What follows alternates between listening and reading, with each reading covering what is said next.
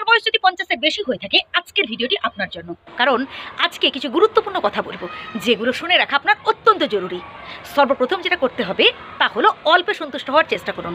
হ্যাঁ প্রিয় বন্ধু, আপনি হয়তো পরিবারের সেই সব মানুষদের উপর অনেক বেশি আশা করে ফেলেছিলেন যে তারা একটা সময় আপনাকে দেখবে, তারা আপনার কষ্ট বুঝবে, তারা আপনার জন্য অনেক কিছু করবে, কিন্তু আপনি তাদের থেকে যতটুকুন পেয়েছেন খুবই সামান্য, খুবই তুচ্ছ আপনার কাছে।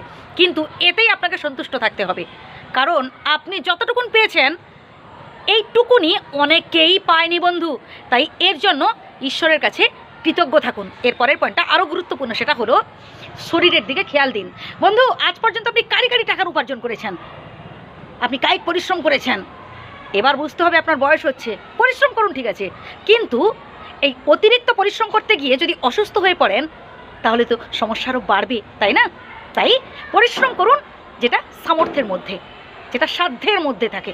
এরপরের পয়েন্টটা আরও গুরুত্বপূর্ণ, সেটা হলো সঞ্চয় করুন। হ্যাঁ প্রিয় বন্ধু, এবার থেকে সঞ্চয় করুন, অল্প বিস্তর সঞ্চয় করুন।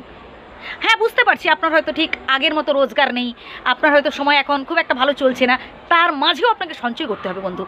অল্প হলেও সঞ্চয় করুন। আজকের এই অল্প সঞ্চিত অর্থই পরবর্তীকালে অনেক বড় কাজে লাগতে পারে। হ্যাঁ বন্ধু, এর পরের পয়েন্টটা তো আরও গুরুত্বপূর্ণ, সেটা হলো বন্ধু কাউকে মুখ ফুটে বলবেন না যে তুই আমাকে ছেড়ে যাস না। তুই যদি আমাকে ছেড়ে চলে যাস তাহলে আমি মনে হয় আর থাকতে পারবো না, আমার মনে হয় সব কিছু শেষ হয়ে যাবে, তুই আমার কাছে একমাত্র সম্বল।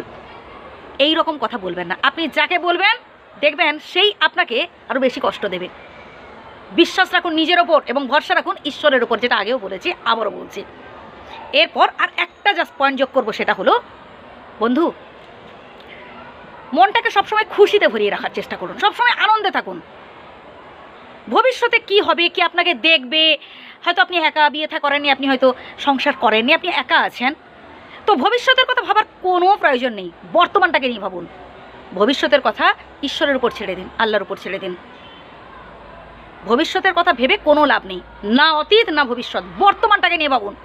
বর্তমানে আপনি নিজেকে কতটা আনন্দে ভরিয়ে তুলতে পারছেন এটা নিয়ে ভাবুন, আর বিন্দাস থাকার চেষ্টা করুন। দেখবেন মন যদি ভালো থাকে দেখবেন শরীরও ভালো থাকবে, আর মন শরীর দুটোই যখন ভালো থাকবে তখন দেখবেন আপনি তো বিন্দাস থাকবেন।